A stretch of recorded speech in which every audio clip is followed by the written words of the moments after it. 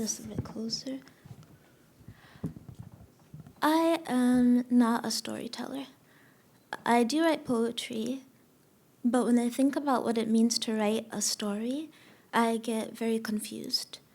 And I like that you're talking about stand-up. I don't do that, but I've always considered stand-up comedy, and I always thought it would be a different way to, well, I guess approach standing up, but I don't do that. I've always loved language. English is not my first language. It's barely my second language. I don't feel that I have a mastery of it at all, to be honest with you, because I'm diagnosed with autism spectrum disorder.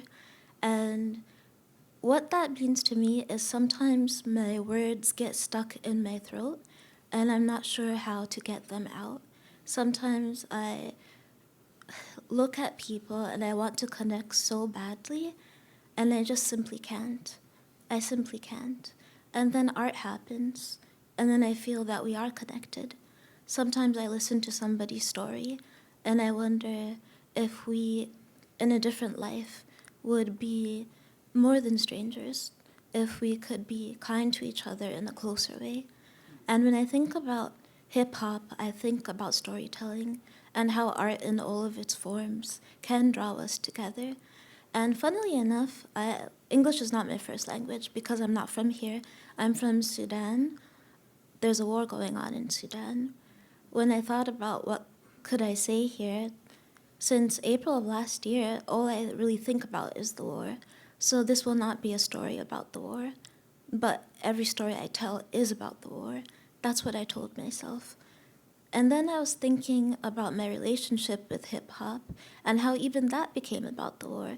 Because as a young child, when I first listened to gangster rap, I was like, oh, this is what it feels to be an American and a Sudani. You can be on the other side of the gun. That felt powerful to me, that we can be the ones shooting. And then it felt sad because I don't want to hurt anybody. And then I was thinking back when someone told me about their favorite hip-hop albums, and I was like, wait a minute, I know this genre. The first time hearing hip-hop was a Nas album in Sudan. It was also my first time meeting my brother Saifu. Saifu is my half-brother, but he's my brother to me. And when I met him in Sudan, I tried to figure out if we looked alike. I didn't think we did. He was so angry and so loud and so funny. I did not think I was funny, although I do now, honestly. And Saifu and me, we did not connect because my words got stuck in my throat, because I looked across at him and I just couldn't make it happen. So he got a cassette tape and he said, have you heard of Nas? And I said, Nas? Nas means people in Arabic. And I was like, Nas manu? Like what people? And he said, no, Nas. Intil Amerikiya. You're American, you don't even know what this means. And he showed me. And I listened to the album, and I did not like it. I said, what else do you have? He said, I have Tupac. So he played me a Tupac. And I was like, I can get behind this Tupac. I believe in these changes as well. We'll have a wonderful occasion together, my brother. And then the war came. Not this one. I said I wouldn't talk about this one.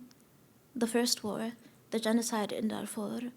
And I won't talk about that either, except to say that my brother and I looked at each other and we could not connect. Because earlier that day, my uncles came home with blood covered in their clothing, and I will not talk about the war. But he played Tupac, and that was the first time we smiled that day.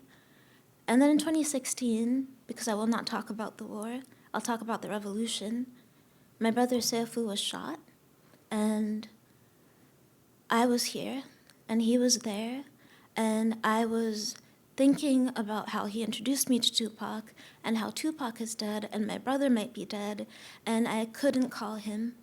So he called me, and I felt so guilty that he called me that my words got stuck in my throat. And so he said, let's talk about Tupac. He said it in Arabic, but I speak Arabic. And I was just like, yeah. So we talked about changes. That's the song he played me at first for like the billionth time. And it was my way of saying, are you okay? And his way of saying, no, but change is coming. And the last time I talked to my brother Seifu, I was in the hospital this time. I could not walk. It's been 4 years at that point, maybe 5, since I could not walk. And I did not want to talk about the war, not that one either. So we talked about Tupac. He said, I'm sorry you'll never have children, because I had a hysterectomy. I was in the hospital in August. And I said, let's talk about Tupac. And so we did. And then that is how I think I realized in this moment that we don't have to talk about the things that hurt us. Sometimes we can just jam, we can just boogie, and that's enough. Mm.